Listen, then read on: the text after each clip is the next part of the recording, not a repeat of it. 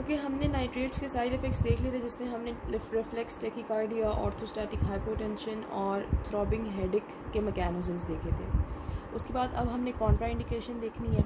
Contraindicated nitrates होते हैं उन पेशेंट्स को, अब फॉर एग्जांपल हमारे पास कोई पेशेंट आता है इरेक्टाइल डिसफंक्शन का, ठीक है, उसको ऑलरेडी सिल्डेनाफिल प्रिस्क्राइब्ड है। सिल्डेनाफिल क्या करती है? सिल्डेनाफिल का काम होता है जो इरेक्टाइल स्मूथ मसल है, इरेक्टाइल स्मूथ मसल को वो इनहिबिट करती है। उसको इनहिबिट करने की वजह से वहाँ पे ब्लड फ्लो ज़्यादा होता है, जिसकी वजह से इरेक्टाइल डिसफंक्शन का जो हम ट्रीटमेंट करते हैं। अब अगर उस पेशेंट को हम साथ नाइट्रेट भी प्रिस्क्राइब कर देते हैं तो ऑलरेडी उसके इरेक्टाइल स्मूथ मसल्स की इनहिबिशन हुई हुई है सिल्डेनाफिल की वजह से। उसके साथ जो वास्कुलर स्मूथ मसल्स हैं, ब्लड वेसल्स के जो स्मूथ मसल्स होते हैं, उनकी भी हम अगर इनहिबिशन कराएंगे, क्योंकि नाइट्रेट्स का काम यही होता है ब्लड वेसल्स के स्मूथ मसल्स को इनहिबिट करना।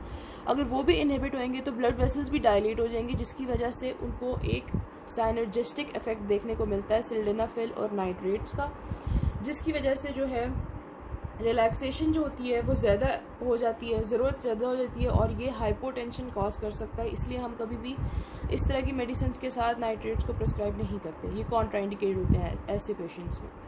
ओके, इसके बाद हम आते हैं नाइट्रेट्स हमारे पास रिस्पॉन्सिबल होते हैं कुछ डिजीज़ कॉज करने के लिए। वो कौन सी हैं? हमने यहाँ पे मंडेज डिजीज़ पढ़नी है। मंडेज डिजीज़ नाम से पता चलता है कि मंडे के दिन को होती है, इसके सिम्टम्स आते हैं।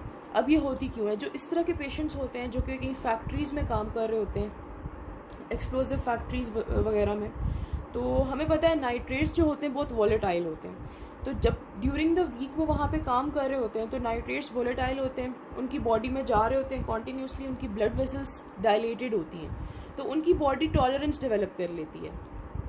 During the week tolerance develop हो जाती है ड्यूरिंग द वीक। अब जब वो वीकेंड पे जाते हैं घर और वापस आते हैं मंडे को, तो ड्यूरिंग द वीकेंड उनकी जो टॉलरेंस पूरे वीक की डेवलप हुई थी वो ख़त्म हो जाती है नाइट्रेट्स के लिए। अब जब वो मंडे को वापस आते हैं अपने वर्क प्लेस में, तो क्या देखने को मिलता है कि मंडे को जब उनकी बॉडी दोबारा एक्सपोज होती है नाइट्रेट से, तो मंडे के दिन उनको सारे साइड इफेक्ट्स आते हैं जो हमने यहाँ पे पढ़े।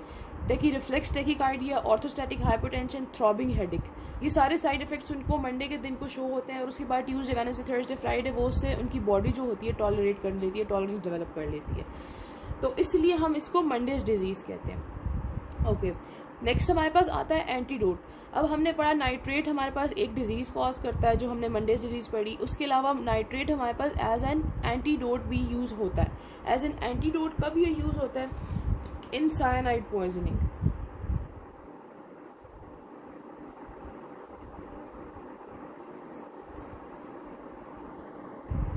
ओके, अब हमने एंटीडोट देखना था कि नाइट्रेट्स एज एंटीडोट कैसे यूज़ होते हैं। हमने ये देख लिया कि वो एज एंटीडोट यूज़ होते हैं साइनाइड पॉइजनिंग के लिए। तो उसके लिए हम सबसे पहले देखेंगे साइनाइड पॉइजनिंग होता क्या है और उसमें क्या हो रहा होता है। अच्छा, अब हमारी बॉडी में फॉर एग्जांपल अगर हमारी बॉडी में साइनाइड एंटर होता है, साइनाइड का कोई आयन, ये हम ले लेते हैं साइनाइड आयन जो ब्लैक वाला है, ये हमारी बॉडी में चला गया, ठीक है। ये क्या करता है? हमने सेकेंड ईयर में पढ़ा था, फर्स्ट सेकेंड ईयर में ऑक्सीडेटिव फॉस्फोराइलेशन के बारे में, कि अगर ये हमारी बॉडी का कोई भी सेल है तो वहाँ पे सेल मेम्ब्रेन पे यहाँ पे एक चेन होती है डिफरेंट कॉम्प्लेक्सेस की, 1 2 3 4, जो सारे कॉम्प्लेक्स जो हमारे पास क्या कर रहे होते हैं? ऑक्सीडेटिव फॉस्फोराइलेशन कर रहे होते हैं, जिसकी वजह से बॉडी में एटीपी प्रोड्यूस हो रही होती है। उस चेन में हमने एक एंजाइम पढ़ा था, साइटोक्रोम ऑक्सीडेज, जिसके बारे में हमने ये पढ़ा था कि उसके सेंटर में आयरन होता है। ठीक हो गया। अब ये जो साइनाइड आयन है इसकी एफिनिटी होती है आयरन के लिए। एफिनिटी होने का मतलब है अट्रैक्शन, ठीक है। ये आयरन से अट्रैक्ट होता है और इसके साथ जाके बाइंड करता है।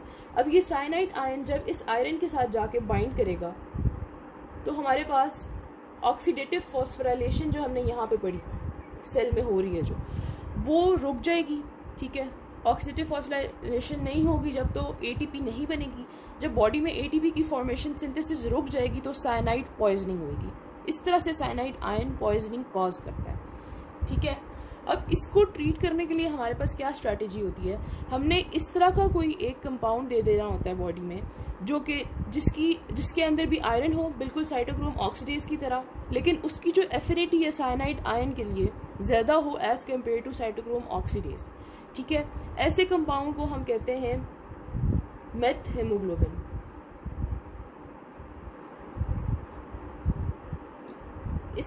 इसमें भी आयरन होता है और इस आयरन की जो एफिनिटी होती है ज़्यादा होती है साइनाइड आयन के लिए।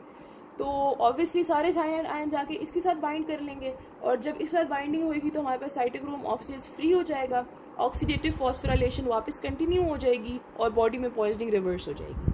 ठीक है, अब ये मेथ हेमोग्लोबिन हमने कैसे लेके आना है बॉडी में पेशेंट के। अब यहाँ पे आते हैं नाइट्रेट्स, जो हमारा टॉपिक है, जो हम ड्रग्स पढ़ रहे थे, नाइट्रेट्स।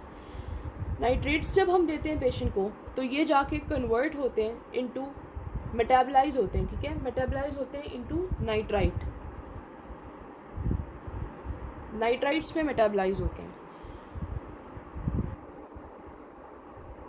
अब ये नाइट्राइट्स क्या करते हैं, आपको पता है ब्लड में हेमोग्लोबिन होता है हमारे पास, और हेमोग्लोबिन के बारे में हमने ये पढ़ा हुआ है कि उसमें हमारे पास आयरन उसमें भी होता है हमारे पास।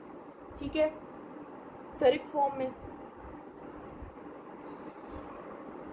फेरस फॉर्म में। अब ये नाइट्राइट्स क्या करेंगे, ये जाएंगे ब्लड में, हेमोग्लोबिन के पास जाएंगे, हेमोग्लोबिन में ये जो आयरन फेरस फॉर्म में था उसको ये फेरिक फॉर्म में कन्वर्ट कर देंगे। ये हम हेमोग्लोबिन ले लेते हैं।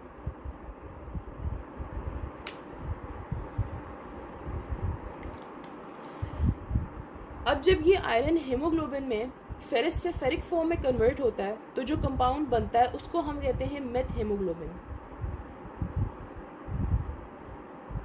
ठीक है, जब ये हमारे पास फेरस से फेरिक फॉर्म में कन्वर्ट होता है तो ये मेथ हेमोग्लोबिन बना देता है। ये हेमोग्लोबिन था और ये हमारे पास मेथ हेमोग्लोबिन बन गया। अब ये मेथ हेमोग्लोबिन मैंने आपको बता दिया किस तरह से साइनाइड पॉइजनिंग को रिवर्स करता है। तो ये होता है पूरा प्रोसेस, हम नाइट्रेट्स को इस तरह से यूज़ करते हैं साइनाइड पॉइजनिंग को ट्रीट करने के लिए। हम नाइट्रेट देंगे पेशेंट को, उसकी बॉडी में जाके मेटाबलाइज होएगा, कन्वर्ट होएगा नाइट्राइट में। नाइट्राइट जाके हेमोग्लोबिन के अंदर जो फेरस था उसको फेरिक में कन्वर्ट करके मेथ हेमोग्लोबिन बना देगा हेमोग्लोबिन को। और जो मेथ हेमोग्लोबिन है उसकी एफिनिटी साइनाइड आयन के लिए ज़्यादा होगी तो वो सारा साइनाइड आयन उसके साथ जाके बाइंड कर लेगा और साइटोक्रोम ऑक्सीडेज फ्री हो जाएगा, जिसकी वजह से ऑक्सीडेटिव फॉस्फोराइलेशन कंटिन्यू हो जाएगी बॉडी में।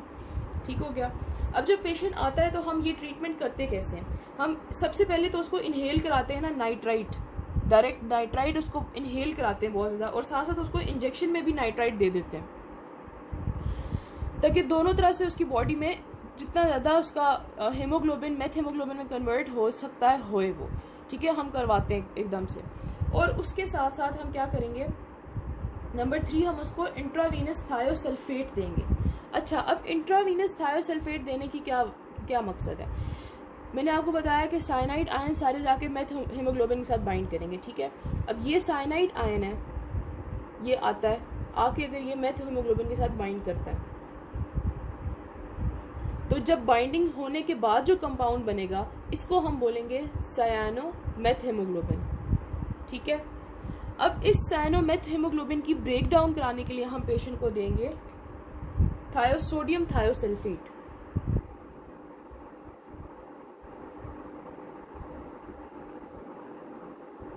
सोडियम थायोसल्फेट इसको ब्रेक डाउन कराएगा, जाके वापस कन्वर्ट कराएगा इनटू 2 मॉलिक्यूल्स जिसमें हमारे पास थायोसाइनेट आता है और मेथ हेमोग्लोबिन आता है।